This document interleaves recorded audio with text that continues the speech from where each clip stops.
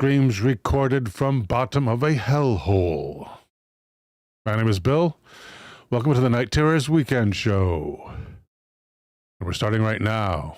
Welcome to Eldergrown and Oh No, It's Taco. Oh, thank you, Taco, for the contribution. Don't forget to catch the original Night Terror series on Rumble. All the classic shows in their original order. Yes, we have a Discord, and the link is in the description below. This, to our left, is the show schedule. Every week on YouTube and Twitch, Saturday night, 10 p.m. Eastern, 7 p.m. Pacific. And then every week is Wednesday movie night, where we show a double feature, only on Twitch. Coming up this Wednesday is the Night Terrors New Year's Day special. Yes, we're working on New Year's Day evening, hosted by myself.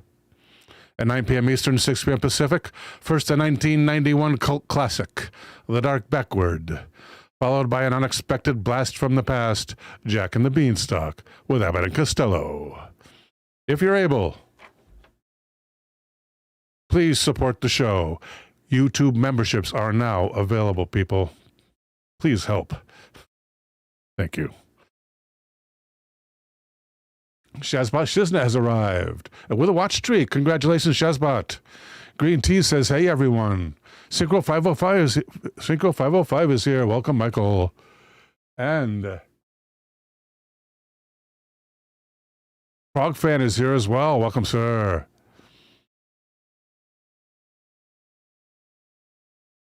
All right, we should probably get started. I got a complaint letter. I don't get started soon enough.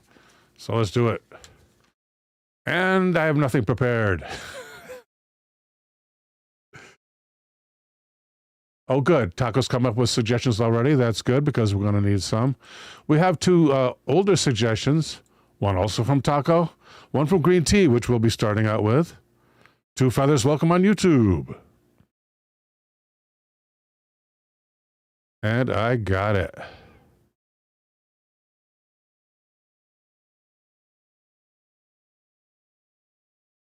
I did manage to punch it in the old Google search engine. Screams recorded from the bottom of a hellhole. The topic listed is we're starting out. What is that? That's Dirty Tomato. Eldergrown, thank you so much for the contribution, sir. You are a gentleman and a scholar. Much appreciated, sir. Thank you. Thank you, Taco, for the new topic. Eldergrown says, movie night is always such fun. Thank you, Elder. It's going to be great this coming week, New Year's Day. Rhinoceros Rex says hello. Main topic is now, people. And we're actually going to listen to this scream at some point. We can't listen on YouTube, though. We got to find another source. Well, first, let's find out about it. Were the Cola Super Deep Borehole Scream reports. The so-called well to hell was never identified, purportedly deeper site somewhere in Siberia. What else do they got? Is this the entrance to hell? Jordan Cogburn, hello. Chilling sounds in the deepest hole on Earth.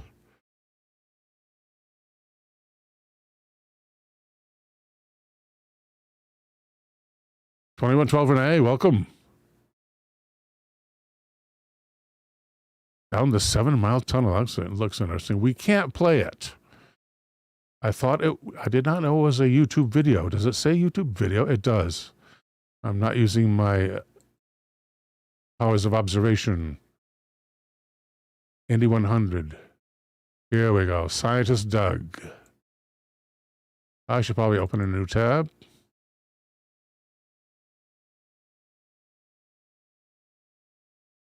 Merry Christmas, Taco, and Merry Christmas to everyone.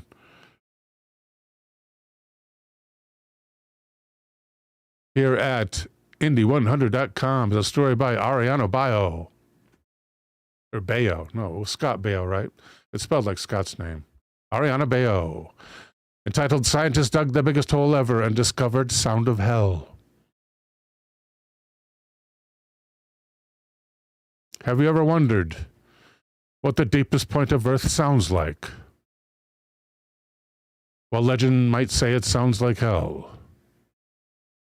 The deepest artificially dug hole on Earth is the Kola Superdeep Borehole, SG3, which was dug at 7.61 miles in 1989.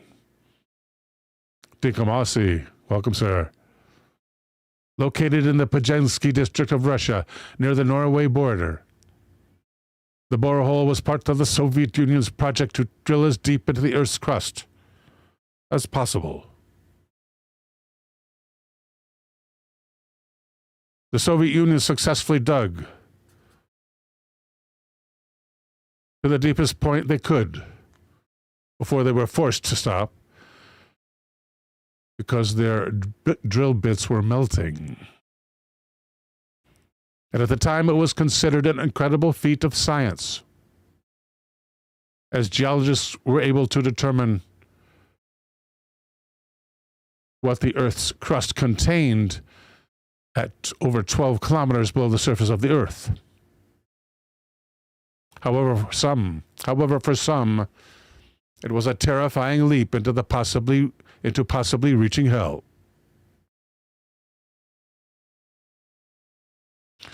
And the tweet from Brian Rommel reads, "This is the cap of the Kola Superdeep borehole." There's the number of kilometers right there. They say here, the reporter, Ariana, reports 12.262. However, the photograph in Russian, which I have to take as the ultimate authority, says 12.226. Brian continues, they reached 40,000 feet depth in 1989 after nearly 2 decades of drilling. The deepest drill hole in the world. It was so unexpectedly hot that drilling had to stop.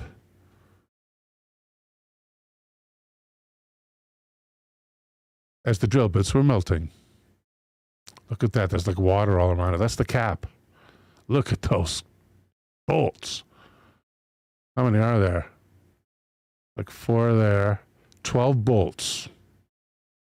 1 for each kilometer. Apparently it picked up it. Apparently someone picked up on some recorded horrifying sounds coming from deep within the hole, which were described as those coming from hell.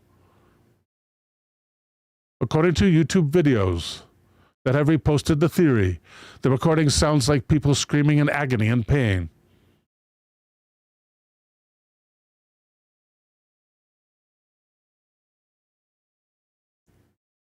That's about it for that story. Let's see if we can have more details elsewhere. How about checking out Before It's News? I don't have one of them as one of my standard tabs, but let's duplicate this tab. Should come up pretty soon. B, and there it is.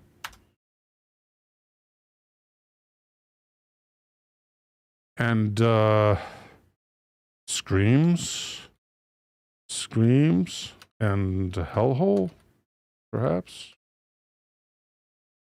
Well, why don't we do that later?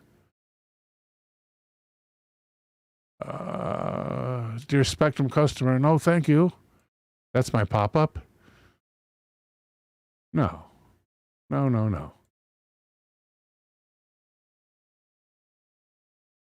Keep on reading. This is at the top. Keep on reading what? Well, it's a poorly designed page. Let's go back if we can. Now we're at Walmart. Let me try again. Try to cut down on the pop-ups there Before It's News. Screams. And Hellhole. How hard can that be? Through the Hellhole. That's Crazed Investors. Hellhole recording. Hellhole recording.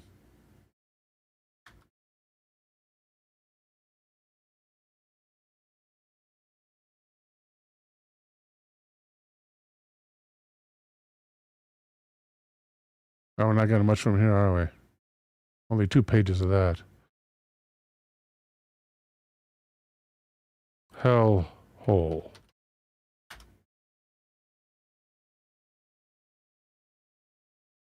Chicago. Socialist groups. Florida. Thank you, Elder. Welcome, KDS. Welcome, JC. Yeah, it looks like we're going to get better luck on a search in this case. Siberian hellhounds. Siberian hell sounds. That's in a podcast. Chilling to the core. Well, those are others. That's April 5th, 2024. This is a slightly older story. Actual audio from hell. I can't play that YouTube video. Sounds of Hell recorded at the Daily Star. Thank you, Daily Star.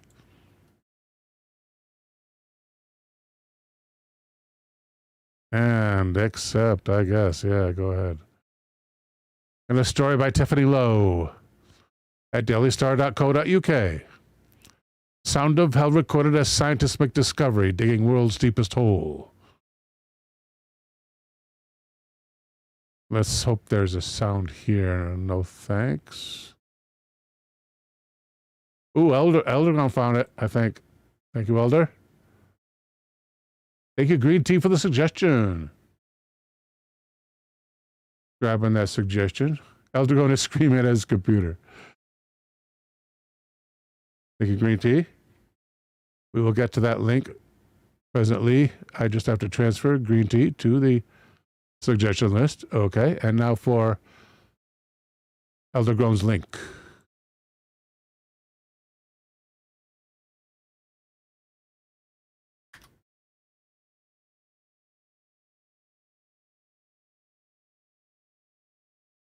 Listen to Sounds from Hell, recorded by a scientist in Siberia.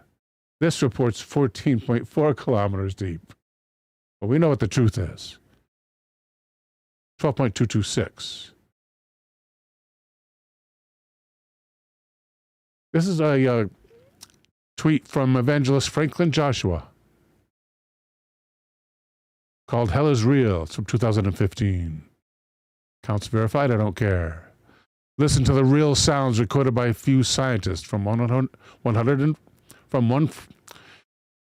the wrong number of kilometers deep in the crust of the earth. The Lord is coming soon. Prepare. Like, share, and tag.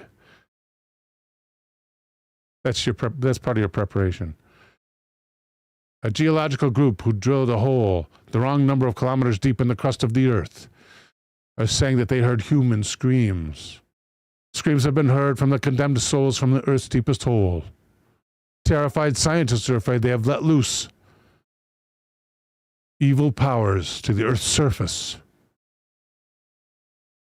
All right, that is coming up. Thank you, Elder. And here in the story by Ms. Lowe. Right? Yes, Tiffany Lowe. An ambitious project of drilling the deepest hole in the world has led to claims that the sounds of hell have been heard. Good evening, Verpeen.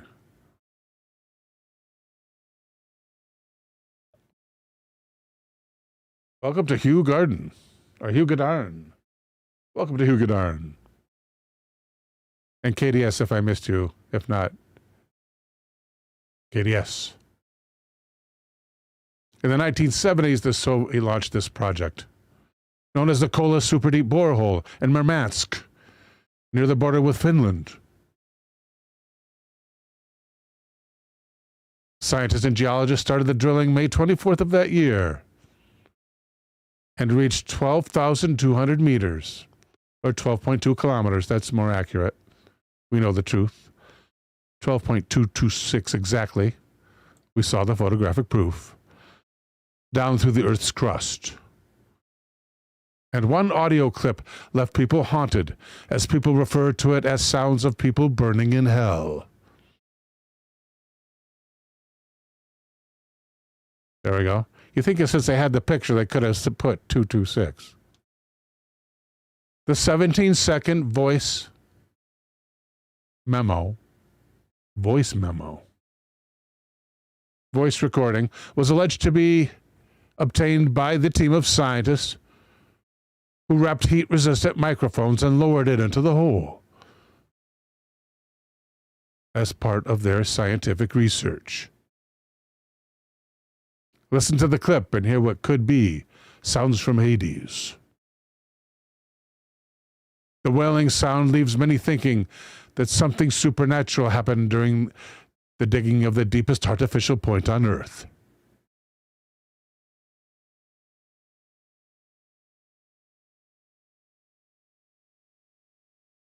And they say, by the way, deep rocks were found saturated with water. There's no water in hell.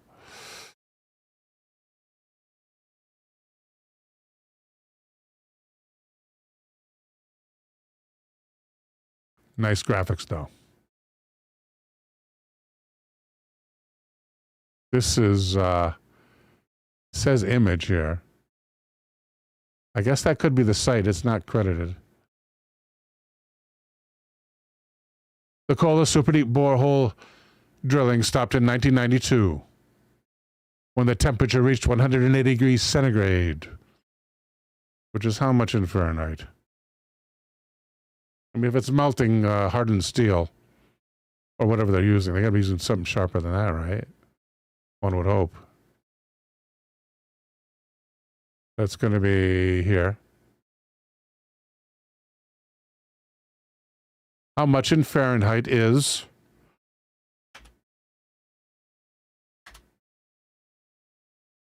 180°C? 356 degrees Fahrenheit. Well, of course, you got the friction of the drill bit moving too, and they're huge.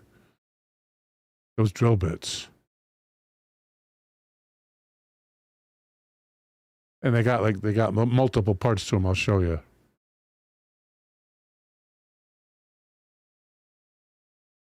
Deep drill bit.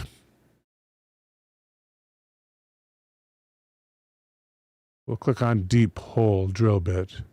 Not those drill bits. Come on. We're talking deep. No, not even that.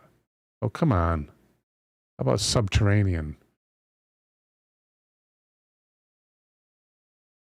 Subterranean. There we go. This is what they look like. This is probably the closest. There's more complex ones, though.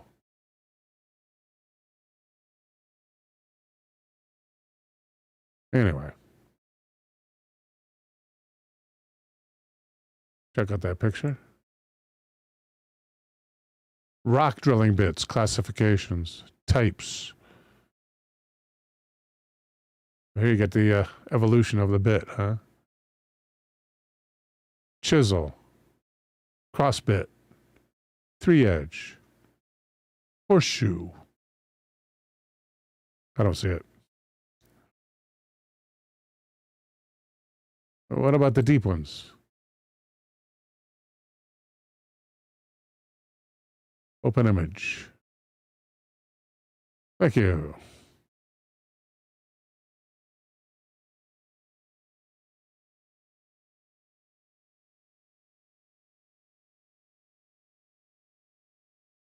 The desolate site has now become a destination for adventure tourists. Near Murmansk, huh? Maybe next year.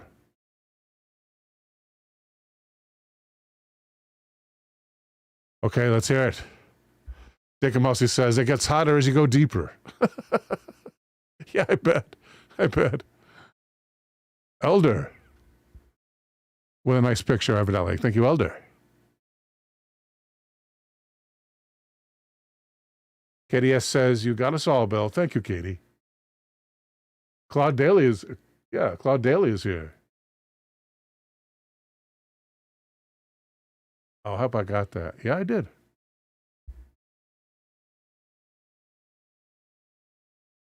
That's either good news or bad news. We'll paste that link right into here. Probably the one I was thinking about. Yeah, that's what I was thinking about. Thank you, Elder. This is what I was thinking about. They got like moving parts, multiple moving parts. Hard rock drilling rotary oil well bit. Tricone. That's what I was thinking of. Thank you, Elder. Make a nice display item on your shelf.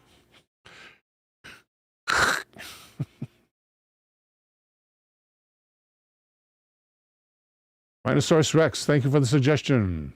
Thank you, Green Tea, for relaying it. Transferring to suggestion area. Got it. Thank you, Rhino.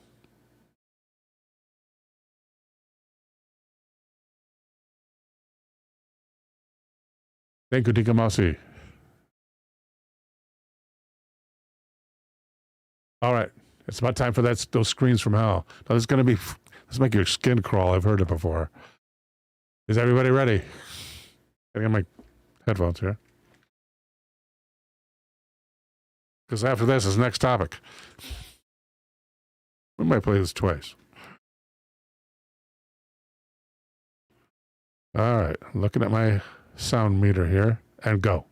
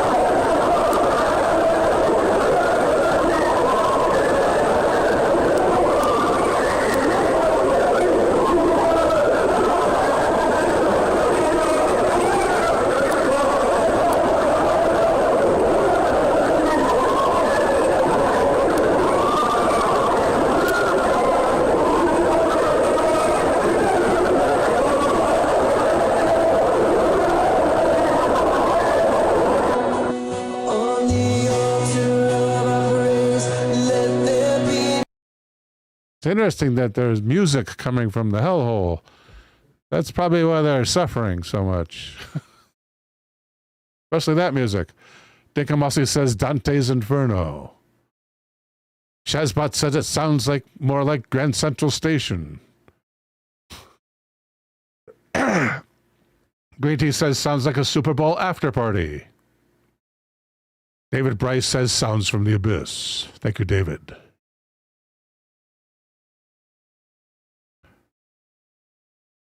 $21.12 Renee. Great minds think alike. Renee says that's just what I said. Music. Well, that's probably from the pastor's service or something.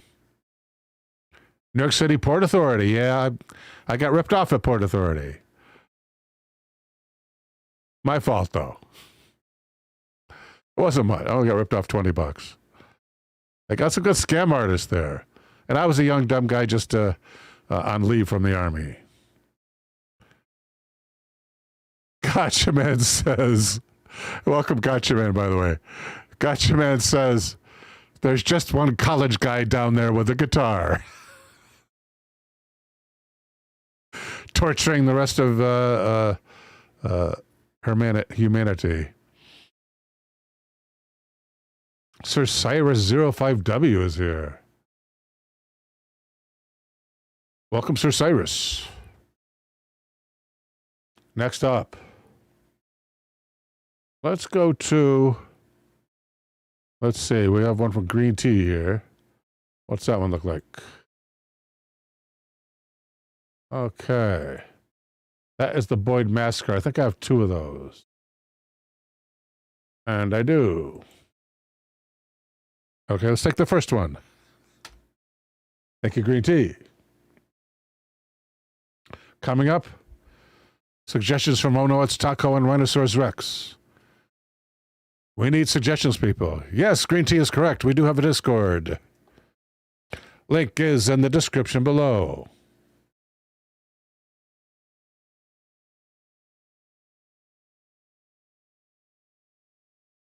Ideas coming up from Ono Taco and Rhinoceros Rex. But first,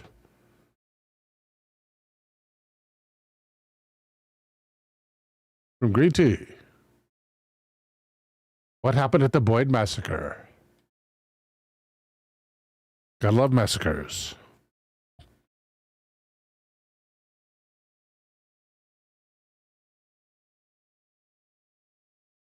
Just writing down my times here. It saves me so much time after the show.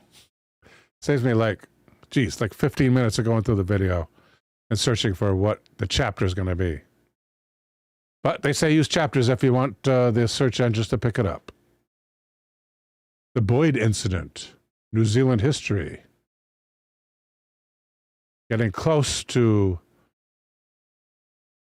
Taco's territory. The burning of the Boyd Incident. Is that the same thing? The Boyd Massacre.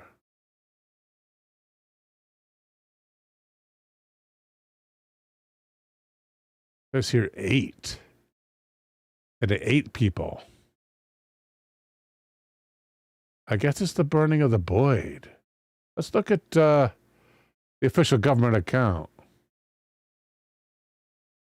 From itierra.government.nz.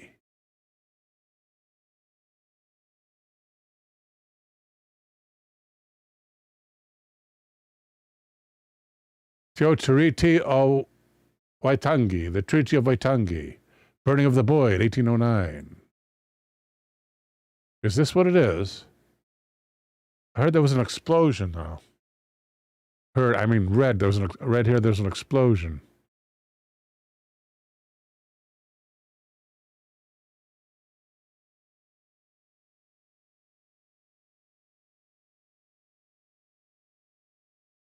Boyd Massacre. Is that the same thing? 1809, yeah.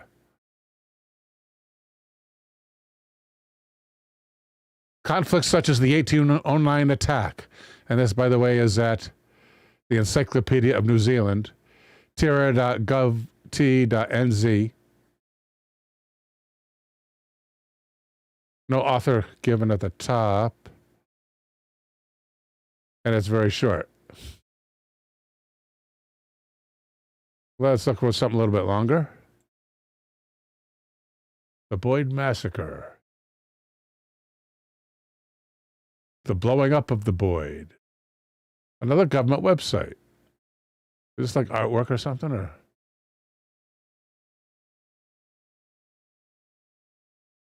also from the government of New Zealand? Right, in art, right? Oh, look at that mushroom cloud. And this is before mushroom clouds were so common. Name, The Blowing Up of the Boyd. Painted in 1889 in Auckland by Kenneth Watkins. Wow.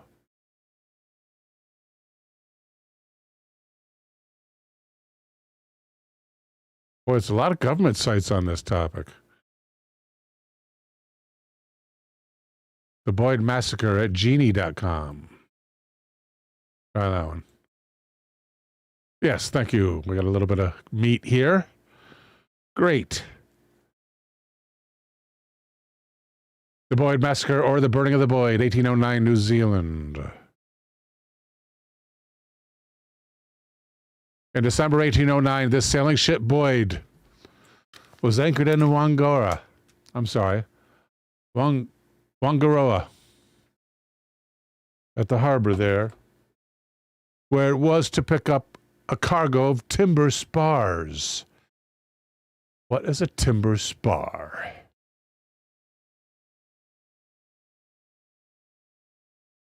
Timber spar.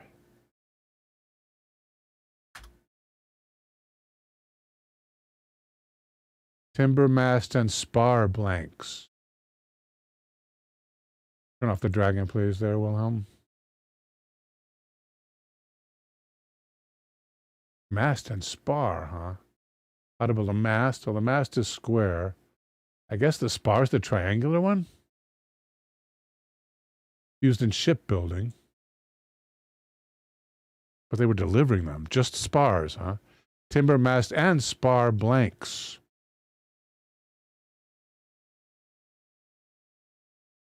So tell us.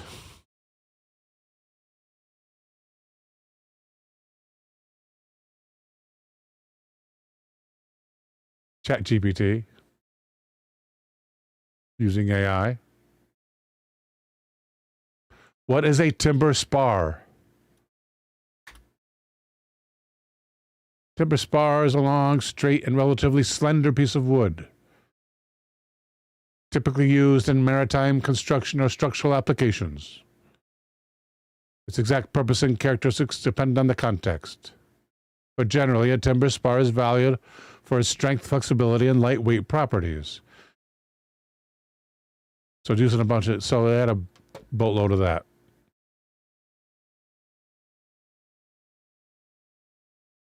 It was to pick up a cargo of timber spars. It was attacked by a group of Maori, who killed most of the crew and passengers in retaliation for the captain's mistreatment of a young local chief, Teara, who had sailed from Sydney on the Boyd. There's no excuse for that. You got to respect the chief.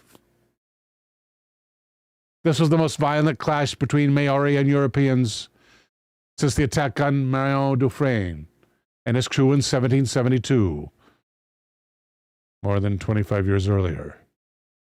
The incident had far-reaching effects.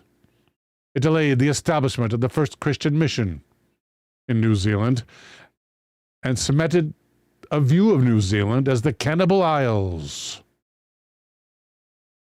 and challenged the notion that the Maori were noble savages. They're probably like super peaceful and nice if you don't mess with them. European whalers avenged the attack, killing many Maori and sparking intertribal warfare in the region. Because there were some tribes that were allied with the European whalers. The incident also provoked vigorous debate among officials in New South Wales about how to maintain order there. Why was the Boyd attacked? Often referred to as the Boyd Massacre, the incident was dismissed as an act of Maori barbarism. From this perspective, there was little need to examine Maori motives.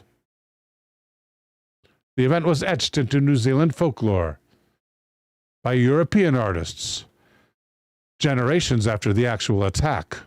Their romanticized and often inaccurate portrayals embedded the incident in frontier context, resembling America's Wild West. Under the command of Captain John Thompson, the boy left Sydney in October 1809 and arrived in Whangaroa Harbor in the far north to load a cargo of kauri spars. Maybe those are different from timber spars. Let's just look at pictures.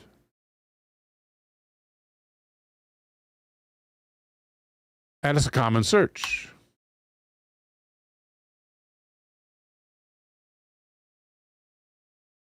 Come on, where are the spars? We want to see the spars, man. They're not going to show us the spars, are they? A lot of kauri stuff. Native plants. Where are the spars, man? We'll never know.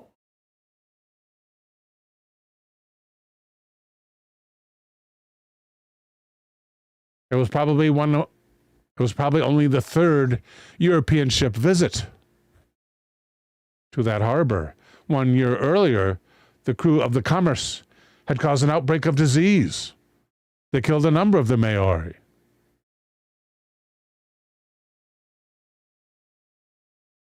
Nagati Uru believed that a curse had been placed upon them and viewed the next European visitors, those on the Boyd, with apprehension and suspicion. For his part, this was to be Captain Thompson's first and last encounter with the Maori. Maori. Among the 70 people on the Boyd was Te-Ara, the son of a Whangaroa chief. Whangaroa. Sorry. My Maori is not up to it. Te-Ara had been expected to work his passage as a seaman, but he ignored orders. You don't make a chief work his way as passage. He may have been ill or is the son of a chief. Oh, here it says son of a chief. Did I misquote earlier?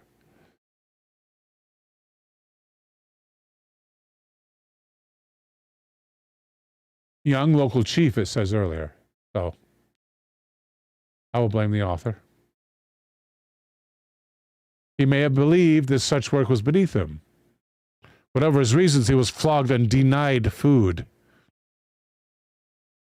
When he arrived home and reported this mistreatment, his kin demanded ulu. And we all know what that is. Recompense. Unaware of local feelings, Thompson and several crew members left the ship with a group of Maori to check out a stand of those wooden things, the spars, further up the harbor. No, those are the trees, the name of the trees themselves, the kauri, I guess. Once ashore, they were killed and eaten. At dusk, some Maori disguised themselves as the returning shore party.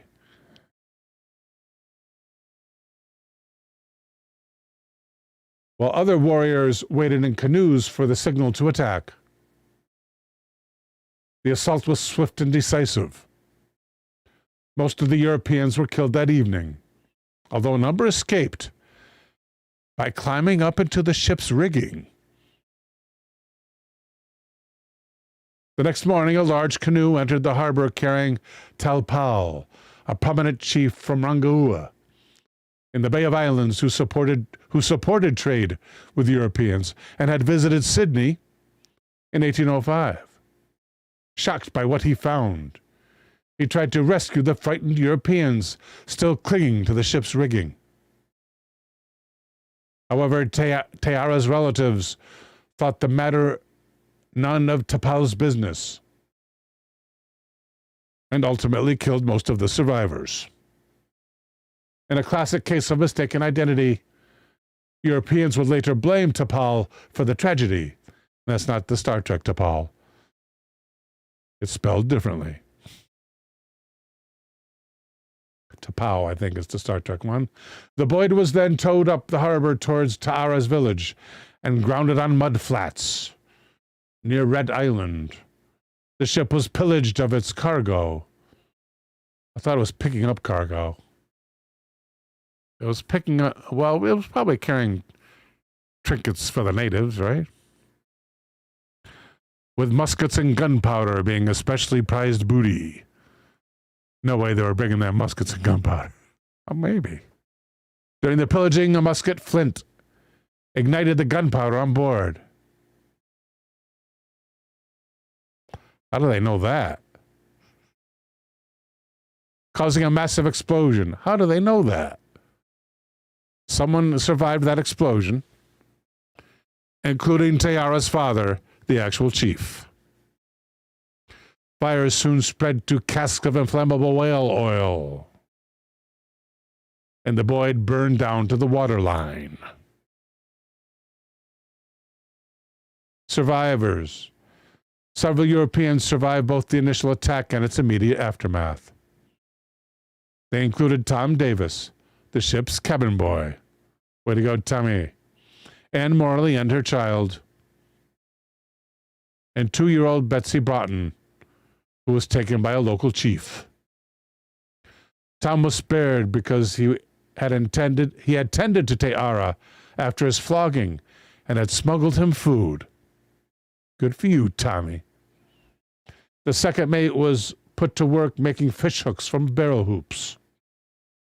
But when he proved incompetent at this task, he was killed and eaten.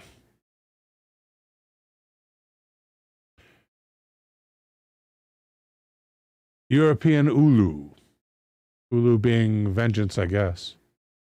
Rumors of the incident reached the Bay of Islands, and 3 weeks later the city of Edinburgh and other vessels were sent to investigate. A Maori chief from the Bay of Islands, who accompanied the European force, negotiated the return of Anne Morley and her baby. And the lucky Tom Davis. The taking of hostages secured the releases of Betsy Broughton after a short delay. So they took Maori hostages. So then they traded Betsy Broughton. Asked why they had attacked the ship, some of those involved said the captain was a bad man. The clash of cultures there. I'm kind of a little surprised the captain didn't know the guy's stature, the son of the chief, and realized its importance. Of course, this was before TV. I learned that from television. Where is he going to learn it? The whalers present blamed T'Pau for the incident, even though the real perpetrators declared his innocence. T'Pau's pa'a, Tapuna, and I have no idea what a pa'a is. T'Pau's pa'a, Tapuna, was destroyed by the European sailors. Maybe his house. Maybe his village. Because there was considerable loss of Maori life. Yeah, so T'Pau's village. Apparently. This action resulted in civil war breaking out in the region. And in a final cruel irony, T'Pau died of wounds received in battle the following year. When Samuel Marsden arrived in 1814, 4 years later, to establish his Church Missionary Society mission, tensions still simmered. He invited chiefs from Whangaroa and the Bay of Islands aboard his ship, the Active, gave them gifts, and asked them to ensure peace between their people. Now there's a smart captain. Marsden wrote, well, that's not the captain, that's the missionary. My apologies. Marsden wrote, each chief saluted the other, and then went around to each one pressing their noses together. They also assured him that they would never harm another European. Travel advisory. For some Europeans, the Boyd incident put New Zealand in the avoid, if at all possible, category. A pamphlet circulating in Europe warned sailors off the Cannibal Isles. Quote, unquote, here from a pamphlet. Touch not that cursed shore, lest you these cannibals pursue. And so unless you're ready to hunt them down, nah. Which was actually not true, apparently, after 4 years later. Apparently then they had peace. So a disservice all the way around. The true hero, Little Tommy. Thank you, Green Tea. Excellent choice. Coming up, oh no, it's Taco. But first, Rhinoceros Rex.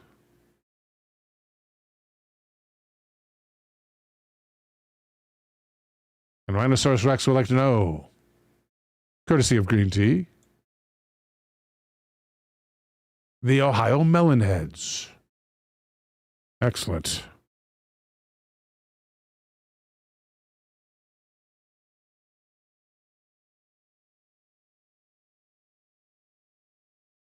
Let's cut that to the actual topic.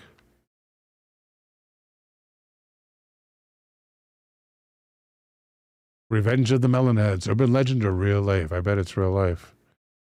I will bet you money.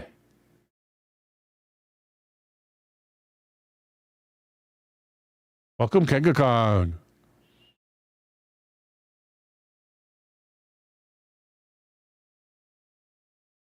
Three News investigates the Melon Heads of Kirtland.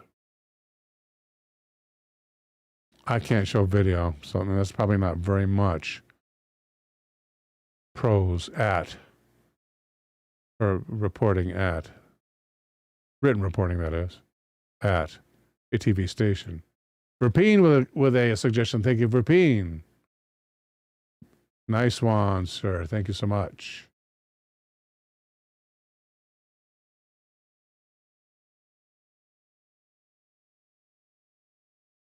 For Cryptid Wiki, usually short descriptions in those wikis.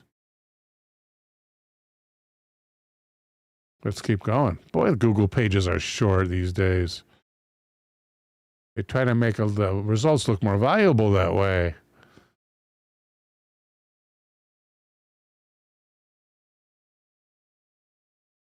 Evidently, there's a Melon Head club of some kind, or clothing company.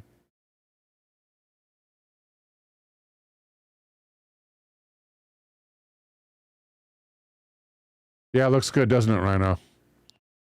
Rhinoceros Rex saw the last suggestion, Verpeen there. We will get to that. The Melon Heads at Creepy Cleveland. Yes, please. Ohio!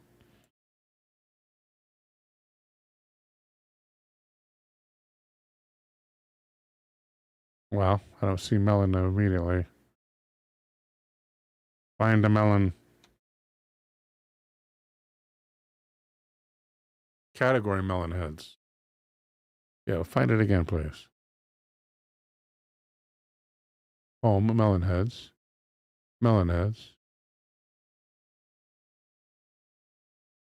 Experience in the Kirtland Chardon area.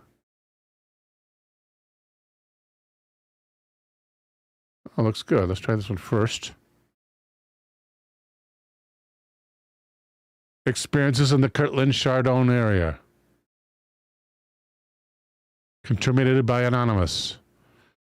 Hello, I found your site. Been searching the internet for paranormal stories about my own area. I wanted to relate this story I heard from a friend about strange stuff happening here. He lives in a house where the backyard borders the tract of land between Kirtland, Chardon, and Mitchell Mills Road. From what he told me, a group were having a bonfire, evidently at night, when they were interrupted by a strange noise coming from the backwoods. They did not break up the party right away. But as the night went on, and people, I don't know how we would say it, and the number of people dwindled, and things died down, a small group of remaining witnesses decided to investigate. From my friend's description, it sounded like very large drums playing an off-time kind of rhythm. It was off time.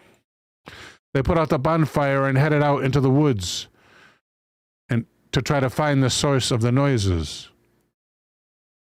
And yes, they were armed. Or at least some of them were. Just in case there were trespassers on the property.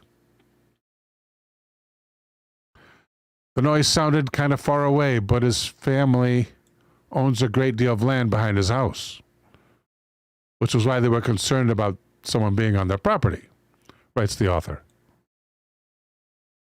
Once they got a mile behind the tree line, that's a long way to walk in the dark in the woods. The drumming stopped for maybe 30 seconds or so, and then started again.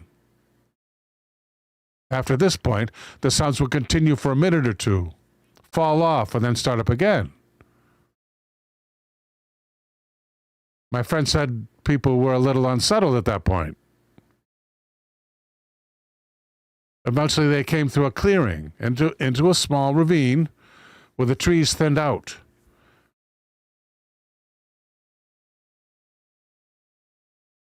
My friend said everybody became very unsettled, and the noise became even more sporadic.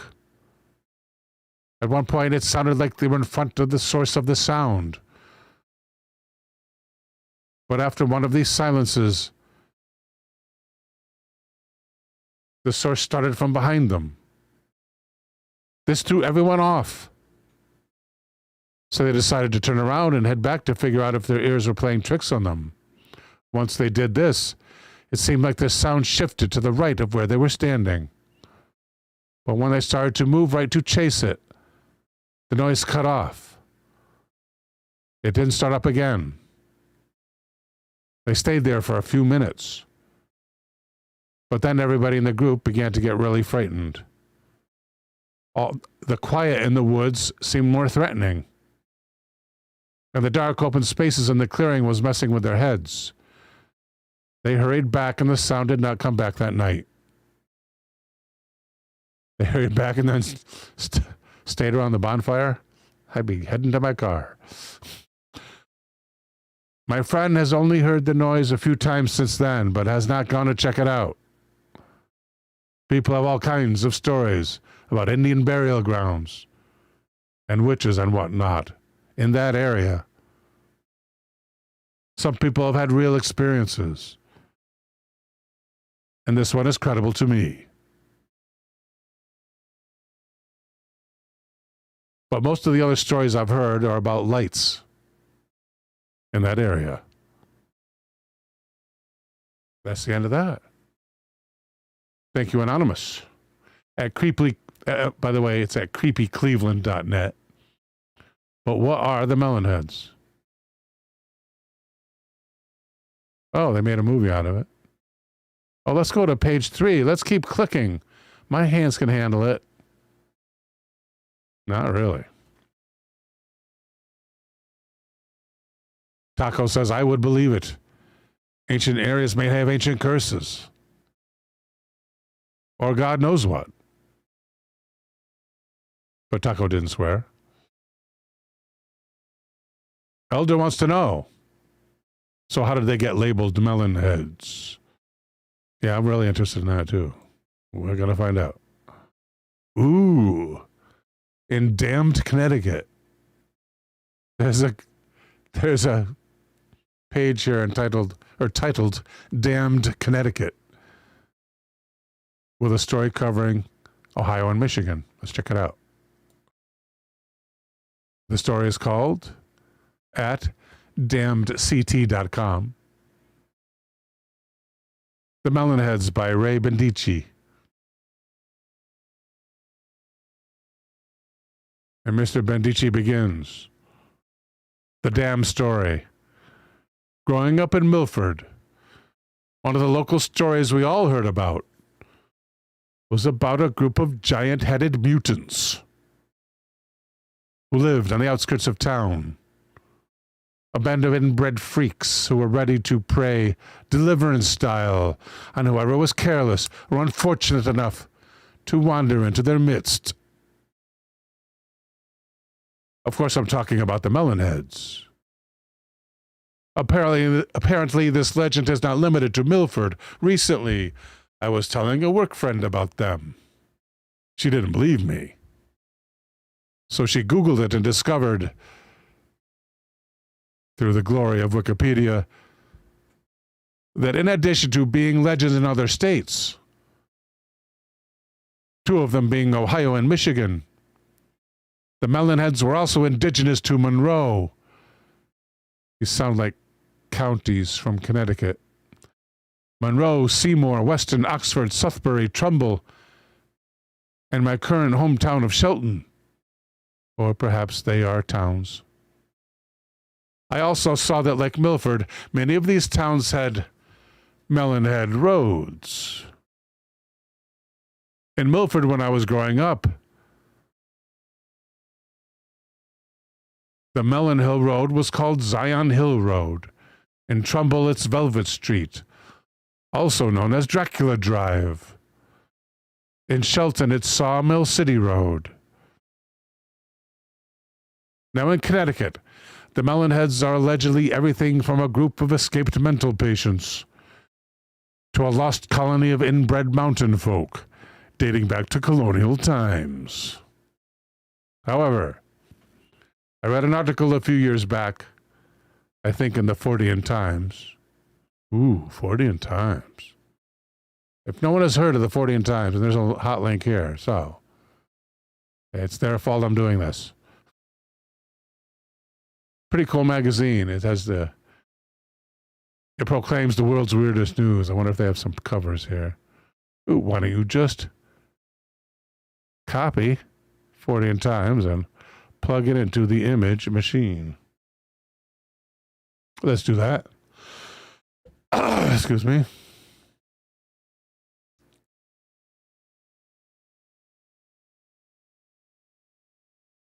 Ooh, what topics like? All the weirdness fit to print. I can't read a bit of it. Let's just open them up. Oh, that's very small anyway. Give me some good-sized ones. That we'll take a look at. How about this one? Too small. How about this one?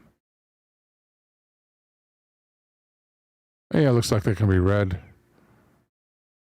We'll find out. And last but not least, too small.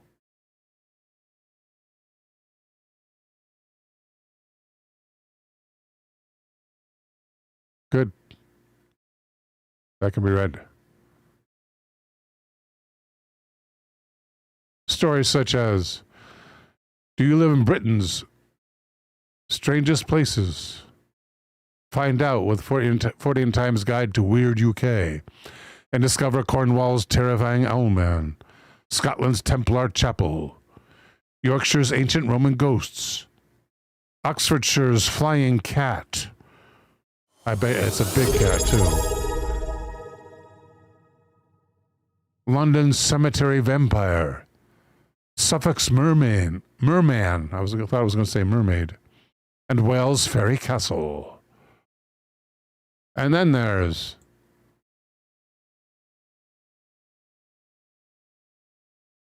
alien emails.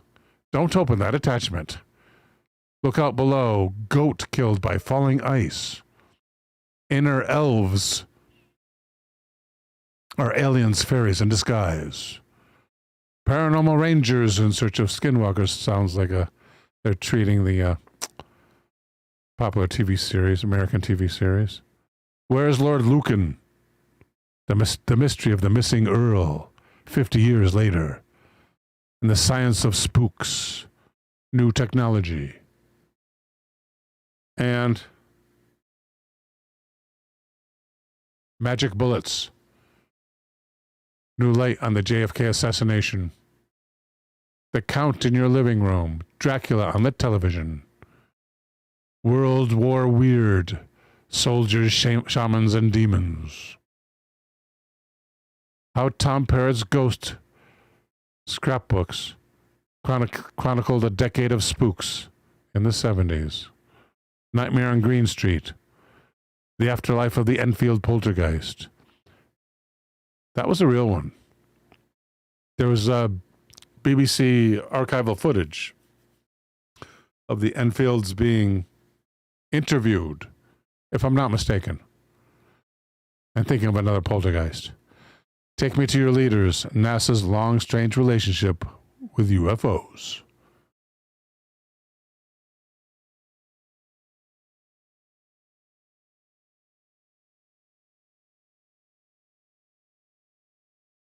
No thanks.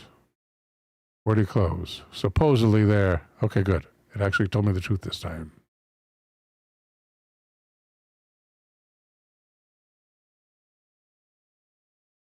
However, I read an article a few years back in the Fortean Times talking about a group of isolated Appalachian mountain people in southeastern U.S., Tennessee, Kentucky, Eastern Virginia, called the Melungeon.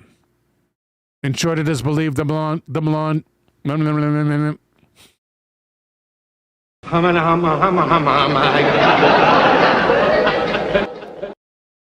In short, it's believed the Melungeon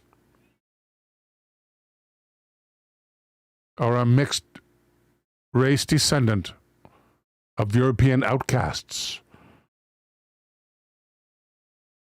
the damned of early American society, who decide to stay to themselves and in general away from the mainstream. Continue, really? That's an ad. In the article, it also mentioned that the term Melungeon was sometimes bastardized into Melonhead. Melungeon. Melonhead. Maybe. So it's possible, although I have no evidence to prove this, and I'm no anthropologist, that at one point there was a group of people living quietly and independently in the backwoods of Connecticut who had characteristics similar to the Melon Heads, and somehow got branded as such. Or they were Melon Heads. Then over time, that got changed. Melungeon got changed to Melon Head. And since people tend to fear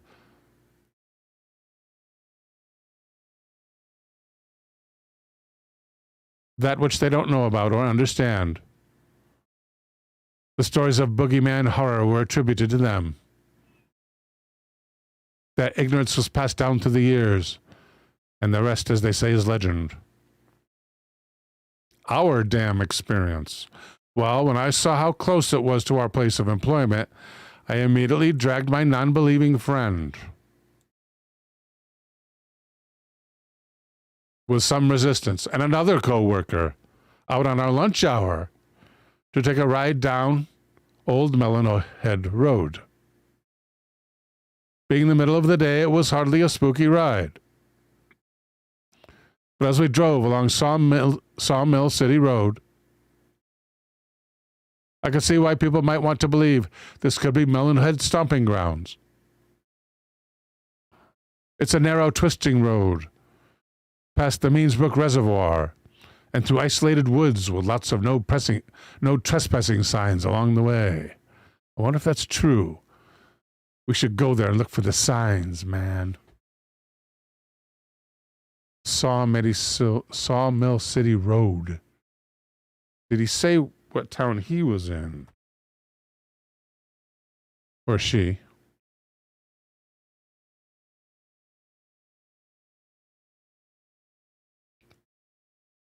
Milford, Connecticut. Right? Milford, Connecticut. Okay, where's the magic Google Earth?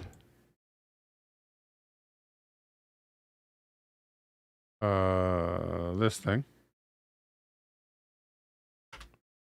Milford.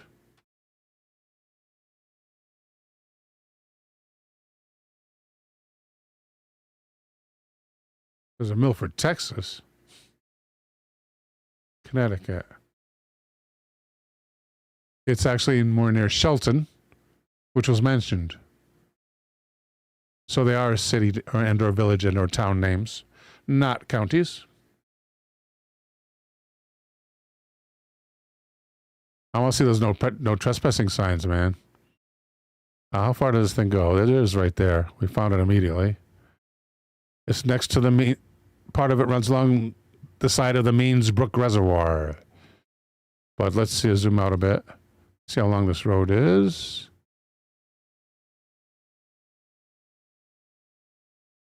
Sawmill City Road. Okay. Where it ends where?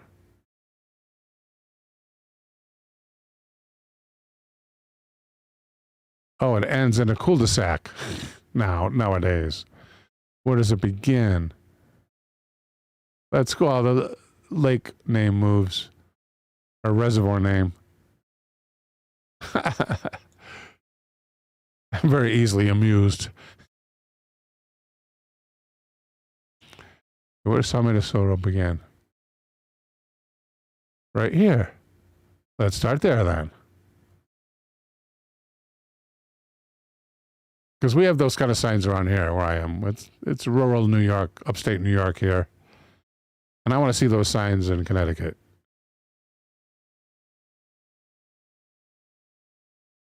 Is sawmill included? Yes. I was worried for a minute there because those are just like gardening or farming trails. Okay, starting here.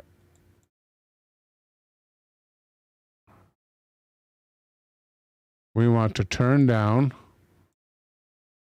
Oh, we are down. We're standing on Saw Road. This is where it begins, I think. It shows it going further, does it?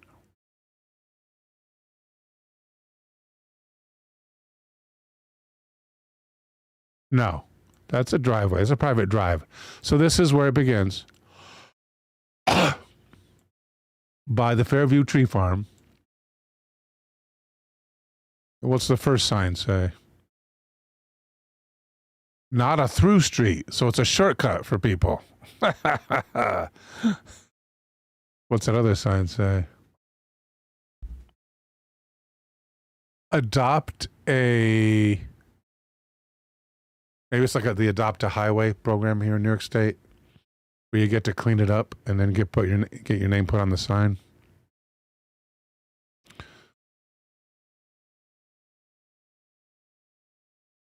This is the Melon Head Road. That is not. That's a residence. There's garbage cans there.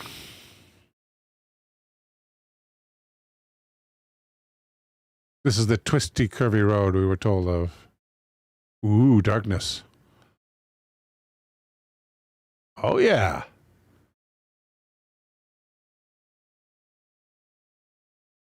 Now we're talking. Look, no striping, of course. And they don't want you to use it as a shortcut.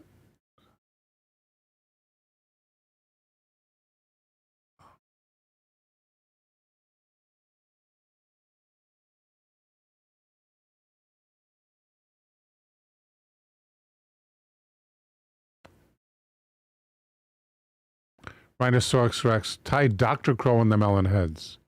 Or the Melon Heads of Ohio. Is that the musical group? We will return to the Melon Heads. I just have to see these no trespassing signs. Because I believe they're there if this road turns out to be as rural as I suspect.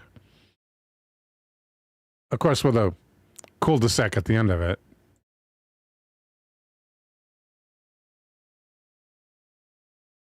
No signs as of yet.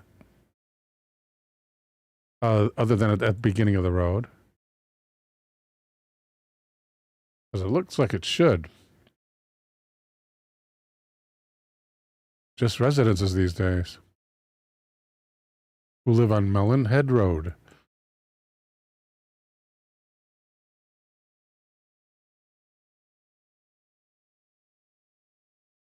What if there's a denser portion? Escape.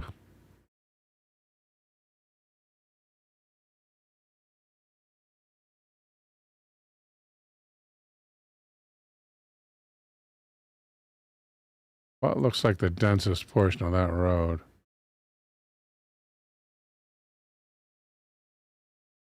And there's big civilization right here in the cul-de-sac.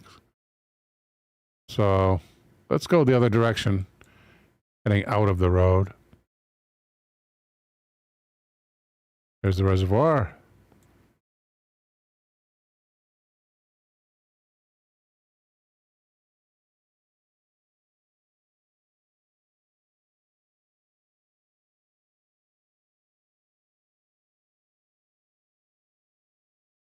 Well, I don't think there's been any no trespassing signs here for a while. Maybe they live in the pond, says Elder.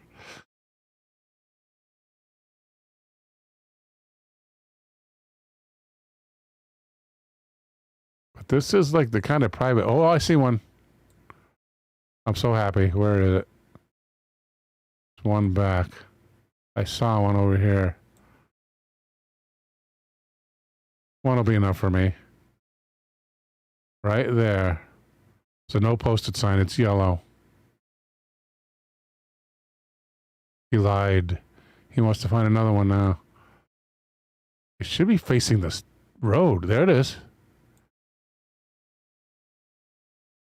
No trespassing.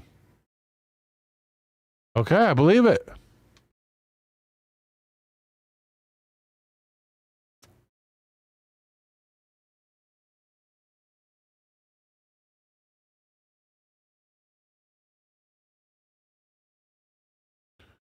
Our damn experience. We drove along Sawmill City Road. The roadway even becomes dirt for a short portion. Not anymore.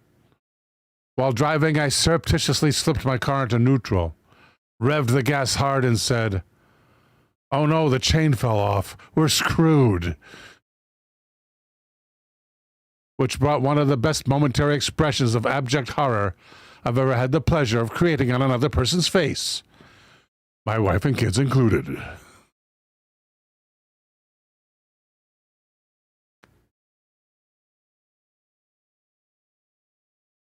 Needless to say, it was an uneventful drive. No banjo-playing mutants. No one being bent over logs, no squealing like pigs, no melon heads. Then again, it was daytime. So who knows what happens after dark. Update. On a spooky and misty day in December, we returned to Sawmill City Road and also paid a visit to Velvet Street, cameras in hand.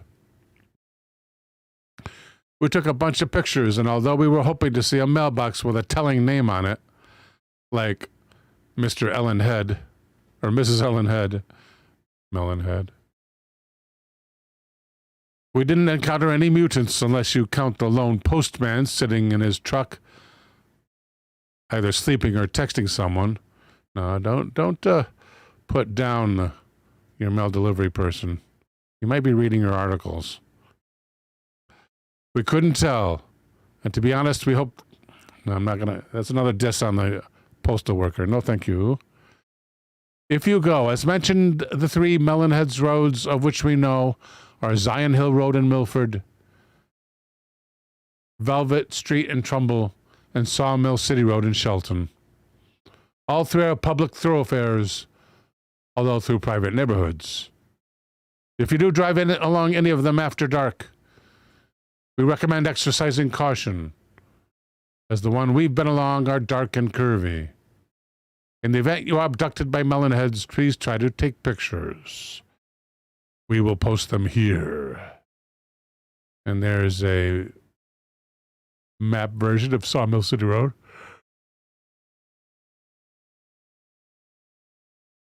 We were where it started, so we must have started right here. And there, yeah, all right, that's right. There's the reservoir, but where's the cul-de-sacs? It goes all up to the cul-de-sacs. Maybe it goes out of the cul-de-sacs as well. That's not the reservoir. That's unless it was renamed. That's called the Easton Reservoir. Easton instead of the other name. Maybe it was renamed.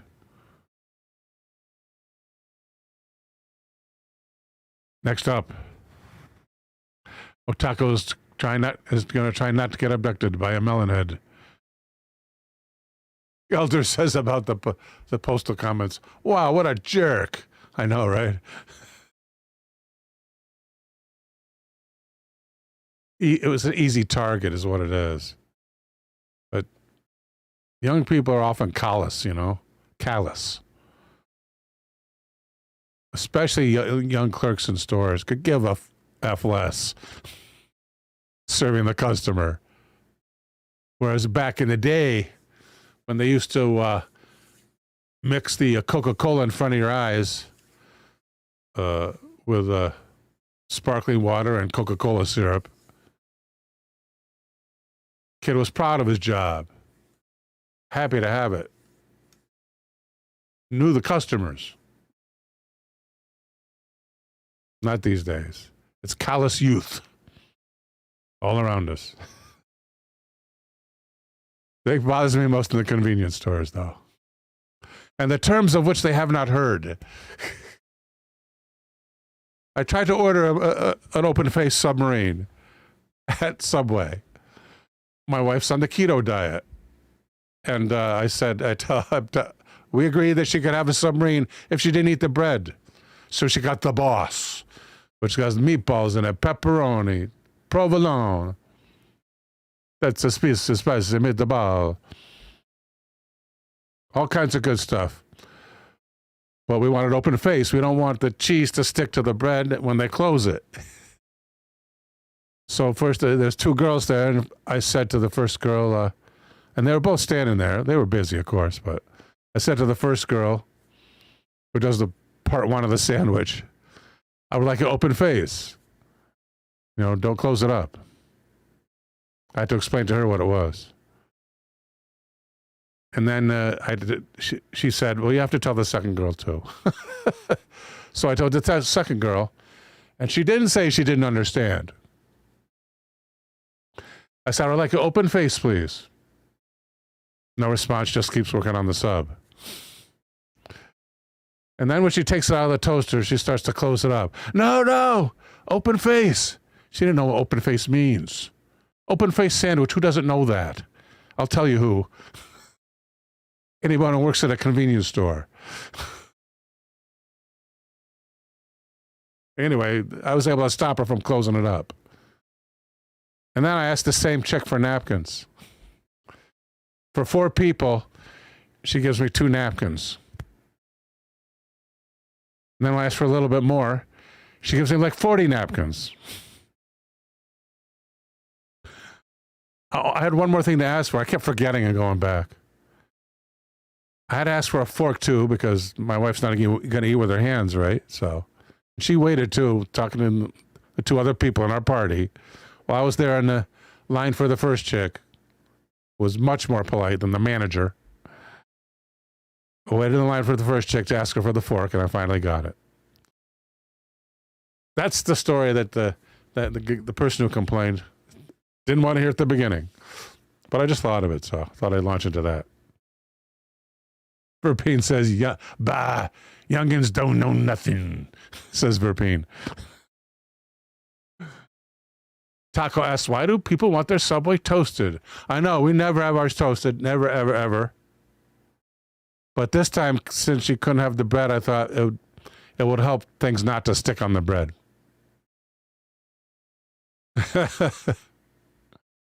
Elder always gets his toasted.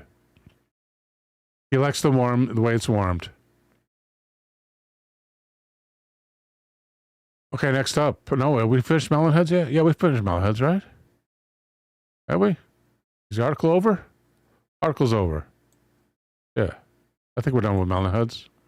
Supposedly sourced from Melungeons. Although I don't know. Maybe. Next up, from Taco. And after that, we have more. Yeah, it's 11:22. Or 22 after the hour, I should say. I should do that as if I'm reporting the hour when I'm making those notes. Because I'm writing that time down. By the way, it's 22 past the hour. And from Taco. An oldie but a goodie. Oh, I saw this earlier this evening before the show. This looks really good. What happened to Glenn Miller? Thank you, Taco. Let's check it out. And I will save all the unused suggestions. In fact, let me take this one and this one, which is one from Green Tea and one from Taco. Okay. I don't know anything happened to Glenn Miller. Common search. Freaking disappeared. Tell us about it. 70 years later, public radio. They might have a nice article there. The mystery of Glenn Miller's disappearance. Why am I missing Green Tea's suggestion? I never pulled it over. Okay, now I have it. Green Tea is coming up.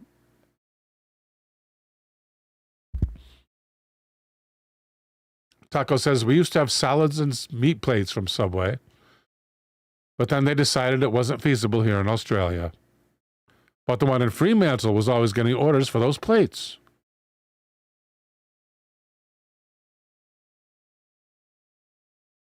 Let's check out public radio first. I am saving all your suggestions, Taco. Have no fear. In a story by Michael Diana.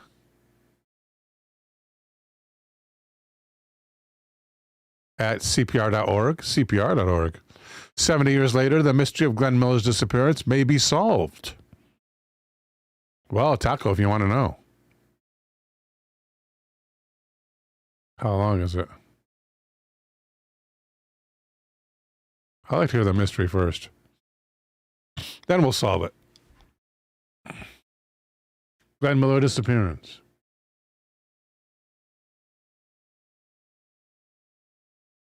European says in Ireland, Subway's bread is classified as candy due to the high sugar content.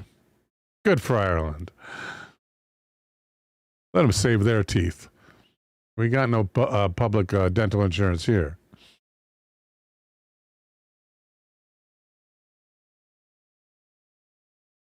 At the website of Dennis M. Sprague, and it's DennisMSprague.com, there's a story entitled Glenn Miller Disappearance, written this month, December 2nd, 2024. Here's his plane, supposedly, in a painting entitled Take Off from RAF Twinwood, painted by Keith Hill. And Mr. Sprague begins, Glenn Miller, the legendary American band leader, disappeared 80 years ago over the English Channel. You'd think he could swim the rest of the way. May God rest his soul.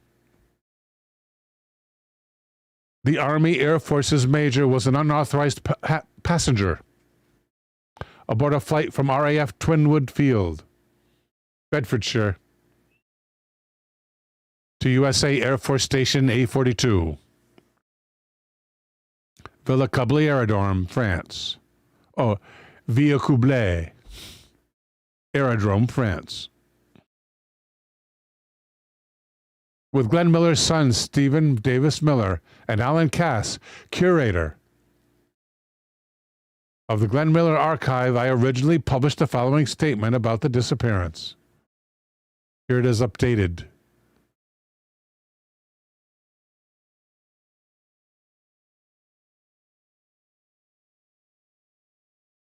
at 13:55 hours, Friday, December 15th, 1944.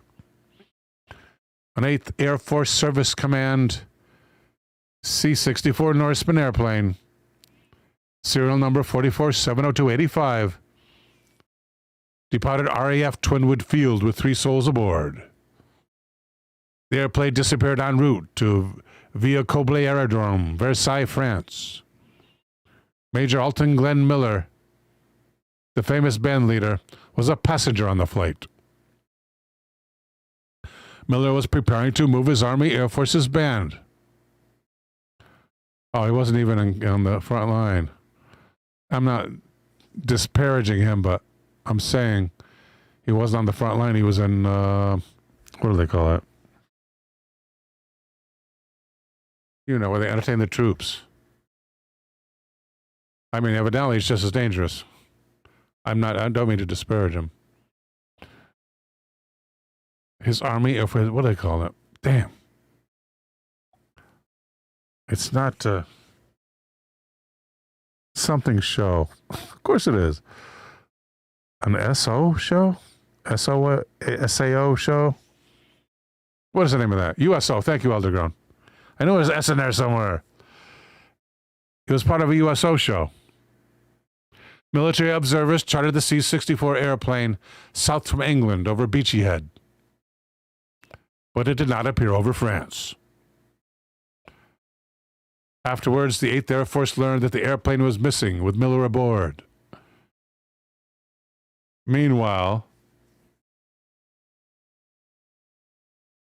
the SHAEF did not become aware of the situation until Monday. No idea who they are.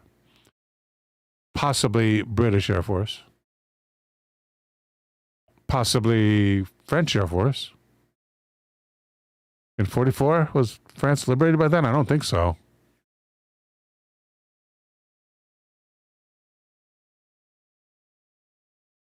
Anyway, they didn't become aware of the situation until 3 days later. Moreover, Major General Orville Anderson, Deputy Commander of Operations for the 8th Air, launched a fruitless search and a fruitless investigation. The gravity of Glenn Miller's disappearance caused shockwaves from London to Washington. Furthermore, he had disappeared without his chain of command realizing it until 3 days later. The responsibilities of global war were great for General Henry Haley Hap Arnold, commanding general of the U.S. Army Air Force. Although he cared for every member, he could not convey his respect personally for every family of the fallen during the conflict. But he showed the ultimate respect by taking time out of his intense schedule to telephone Helen Miller to convey his condolences. In 1945, President Harry Truman and General Dwight D. Eisenhower made spontaneous tributes to Major Miller. None were as fitting as what Lieutenant General James Doolittle, commander of the 8th Air, said to Miller. Next to a letter from home, your band is the greatest morale booster in the ETO. European something of operations. European something of operations. We used to say what, I can't remember what it is. Does Bob Hope know anything about the disappearance? Says a gotcha man. Oh, I got to promo the movies real quick, people. Coming up this Wednesday, The Dark Backward. Excellent cult movie from 1991. Followed by The Unexpected, Jack and the Beanstalk with Abbott and Costello.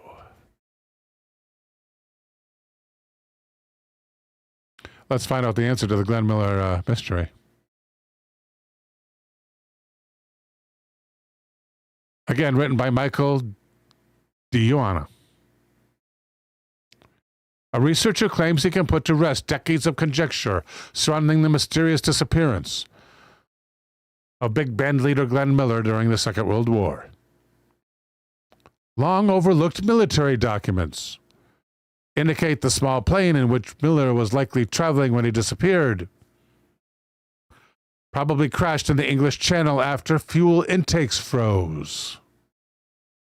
According to Dennis Sprague, whose website we just visited, a senior consultant to the Glenn Miller Archive. Sprague says the icing took three forms: engine icing, carburetor icing, and induction ice. And that's the kind of ice that forms on the fuel tanks and fuel lines, feeding fuel to the engine, end quote. Miller was born in Iowa and spent the latter part of his boyhood in Fort Morgan on Colorado's Eastern Plains. There he played high school football and honed his skills on the trombone. He attended the University of Colorado Boulder briefly before dropping out to pursue his musical career. On the day he went missing as an Army major, he was believed to have boarded a UC-64A Norseman in Bedfordshire, England, as a passenger. The plane was bound for France, where Miller was scheduled to perform for Allied troops. Sprague has penned a book on the subject of the disappearance called Resolved. It is set to be released later this year. Sprague says the plane was flying low because of poor visibility.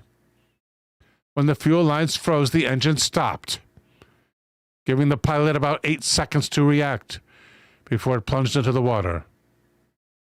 Because the plane was constructed of mostly lightweight materials, it probably disintegrated on impact, killing those aboard instantly, according to Sprague.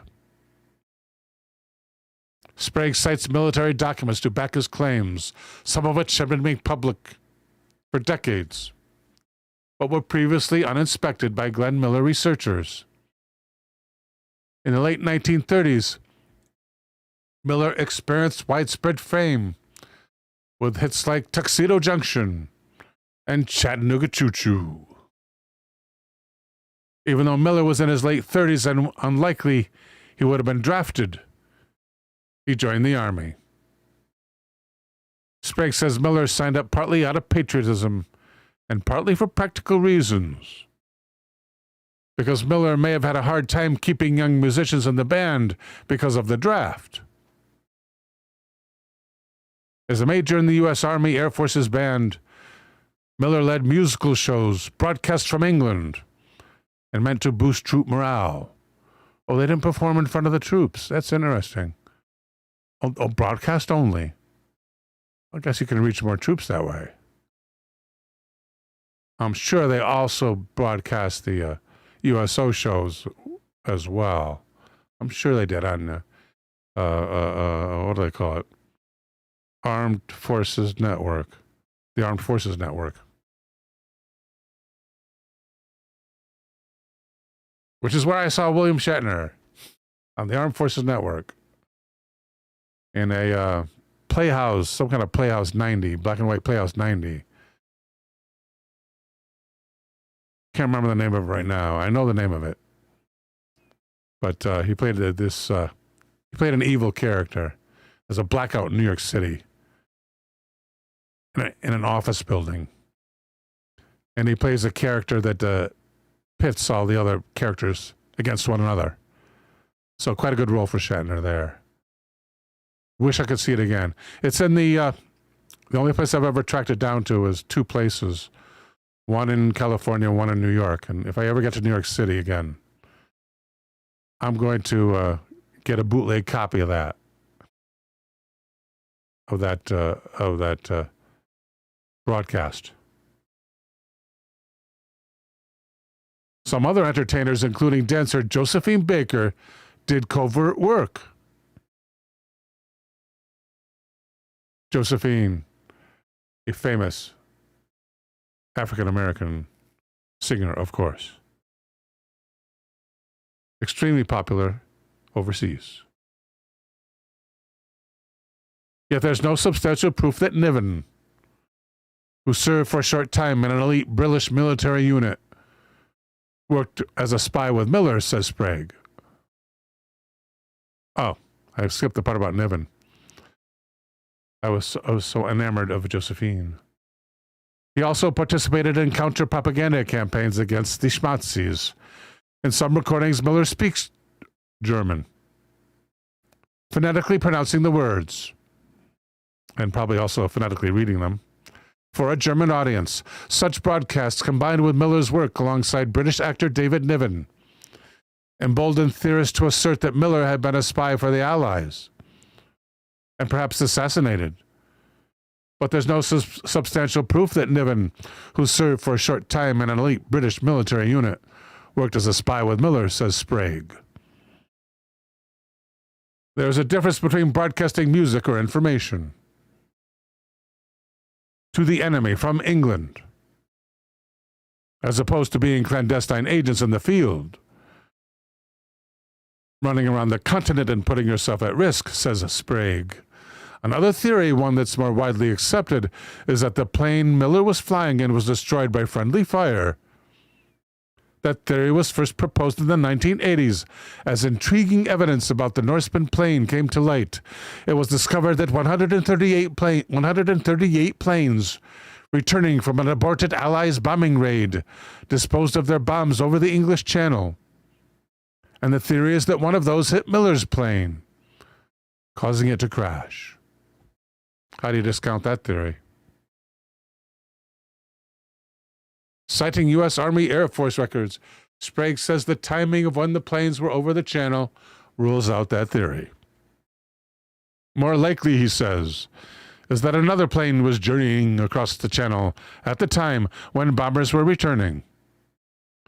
It appears to be a case of mistaken identity, that the Norseman was in the area at the time. Miller never arrived at his destination, and traces of the plane or its passengers were never found. 9 days later, BBC and CBS News reports alike stated that the plane and occupants, including Miller, were missing. Military officials had answers about engine ice problems provided in reports from the time, but those answers were not shared with the general public, says Sprague. He launched his investigation in 2009 upon the request of Miller's son, Stephen, who passed away 12 years ago. May God rest his soul. Steve was pretty much fed up with having spent most of his adult life dealing with conspiracy theories, Sprague says. And he said to me, I trust you to take the ball on this thing and go with it. And if you want to do it, will you please study the situation? Go anywhere you need to go. Open any files you need to. Ask for permission to go anywhere you can. But find out what really happened. Sprague appeared on PBS's History Detectives, Special Investigations. With this story. It was called History Detectives. It was called The Disappearance of Glenn Miller. Next up, the time 40 after the hour. It's finally time for Verpine. Been waiting for this all night.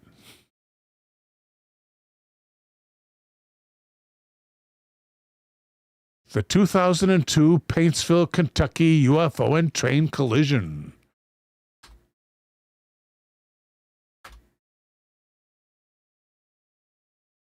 Holy cow. A very close encounter in Paintsville at the Ghost Doctor. Since I've never been to the Ghost Doctor before, at theghostdoctor.com. Firefox has detected an issue and did not continue to the Ghost Doctor. Advanced. Expired certificate. Too bad, so sad. Accept the risk. At theghostdoctor.com. A story written by, I assume, the Ghost Doctor, Alan Brown. entitled A Very Close Encounter in Paintsville. And Mr. Brown begins. Or is he Dr. Brown? Did I say doctor? Let's call him doctor. Let's give him a degree. No, it is doctor. It is doctor. Okay. Dr. Brown begins every year. Hundreds of UFO sightings are reported throughout the world. Thousands of images of UFOs have been captured in photographs and on video. But very little physical evidence of visitations have been collected. In 1957, several UFO fragments from a crash were collected in Ubatuba, Brazil. In 1966, a disc-shaped object that landed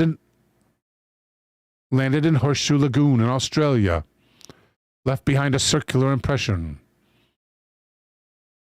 That same year, a campsite at Roaring River, Missouri, is reputed to have been destroyed by a UFO. In 1971, a glowing ring on the ground was reported as evidence of the landing of a UFO in Missouri elsewhere. In 1979, a Minnesota deputy sheriff, Val Johnson, claimed that her vehicle sustained considerable damage after being struck by an enormous flying disc. One of the most intriguing confrontations between human beings and a UFO took place in Paintsville, Kentucky. The story of the Kentucky coal train collision was first reported by Peter Davenport, director of the National UFO Reporting Center. On the fort. Oh, excuse me. I borrowed my wife's coveted juice container. Coffee container, actually.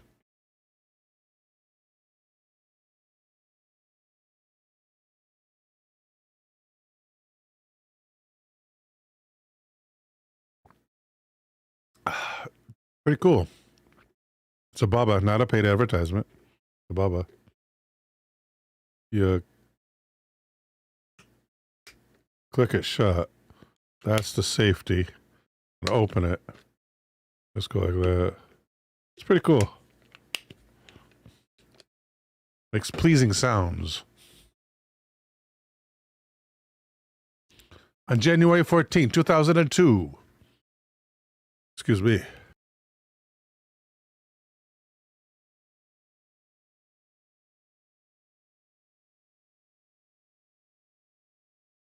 A coal train en route from Russell, Kentucky to Shelbyana, Kentucky was rounding a bend near milepost 42.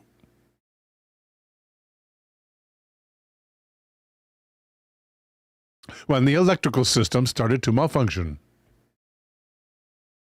The computer began flashing on and off at the same time. The speed recorder began going haywire.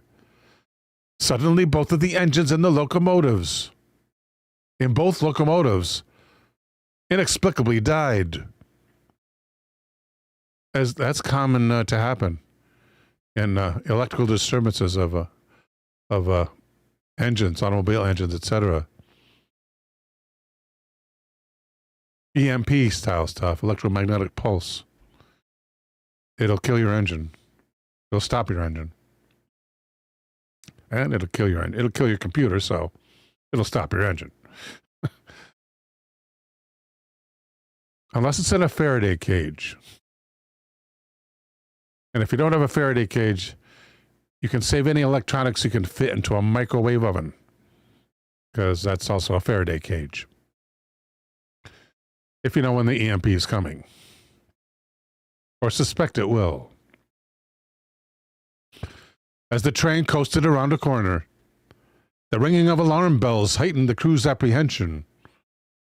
Gazing up into the sky, the crew noticed 3 flying objects, multiple witnesses, that appeared to be flying over the river. One of the objects hovered so close, the crew was able to get a close look at it. The metallic silver craft, which floated about 10 to 12 feet above the track, was lined with colored lights. The train had just begun going around the bend when the crew members noticed a pair of lights headed in their direction. To avoid blinding the crew on what appeared to be an oncoming train, the engineer cut the lights. The metallic object appeared to be 18 to 20 feet long and 10 feet high. A series of multicolored lights lined the bottom of the craft.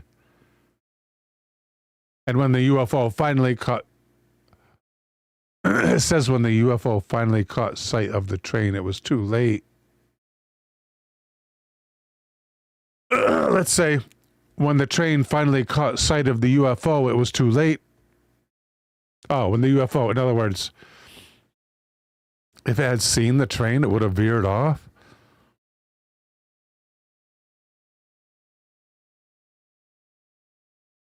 Maybe it was disabled.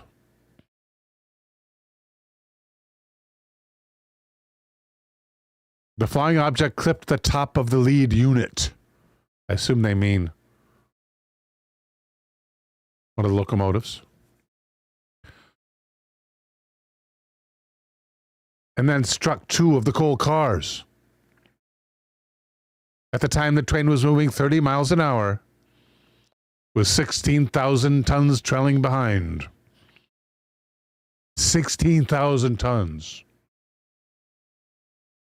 A ton is 2,000 pounds. So how heavy is that load? What a load. That is 16K times 2,000 pounds. 32 million pounds, people. The engineer assumed that the UFO did not hear the train because both of its engines were dead. Oh, was this at night? It says on January 14, 2002, 2:47 a.m. Did I forget to read that part? 2:47 a.m. It is at night.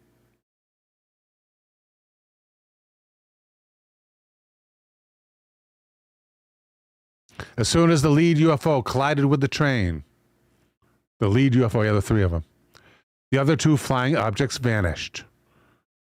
Immediately upon impact, the emergency brakes initiated, causing the train to coast to a complete stop, 1.5 miles to 2 miles down the line.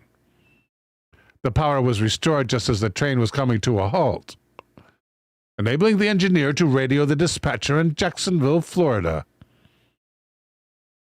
After hearing a detailed account of the train's encounter, the dispatcher ordered the engineer to take the train to the Paintsville yard. Take the train to the yard. Oh, that's in Boston. Take the train to the yard. Eldergren says, they hadn't hit the brakes when the engines died. That's a good point. Rather careless of that UFO, says Taco. Dinkamasi, oh, I did not know that, Dinkum. Dinkamasi informs us a microwave is not a perfect Faraday cage. Thank you, Dinkum. I'm going to have to get some, some of those Faraday envelopes. Faraday wallet. Keep things from reading inside your wallet when you're walking by.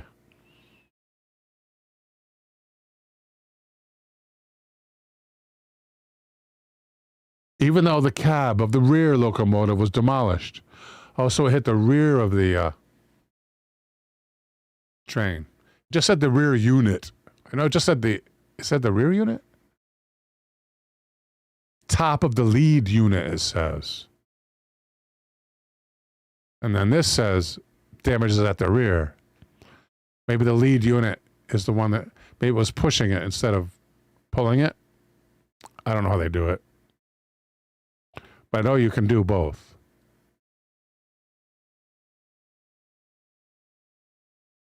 Even though the cab of the rear locomotive was demolished, and the next two cars had sustained heavy damage. Or maybe it was the rear locomotive was behind the very first locomotive. That could be too, right? Yeah, that's probably what it is. Because it says these were the second two cars that had the damage. Second two coal cars sustained that heavy damage. The train was able to pull into the Paintsville yard at 5:15 in the morning. As soon as the crew had removed their grips from the train. Removed their grips. Oh, I guess it's just a metaphor. Or not a metaphor, but there's a word for it.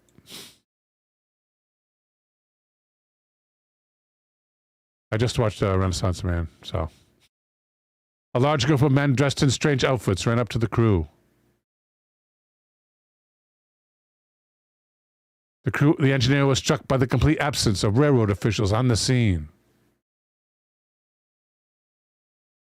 The leader of the group, a man named Ferguson, asked the crew to follow him into his office. A euphemism. Thank you, Elderground.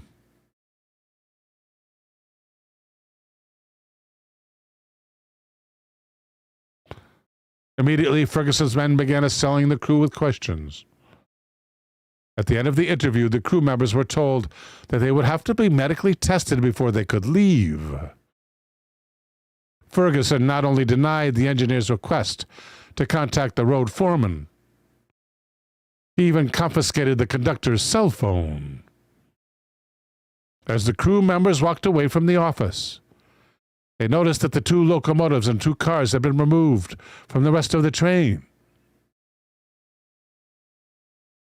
The men were escorted out of the train yard in order not to discuss the incident with anyone. They were placed on a railroad vehicle and taken to Martin, Kentucky, where they were interrogated and, of course, drug tested. That's got to be standard. After resting for 8 hours, the crew was assigned to a different train. The first time the engineer passed by that Paintsville yard, he was struck by the fact that no trace of a damaged train was visible from the track. Neither the locomotive nor the coal cars. Rapine, thank you very much. That's excellent stuff.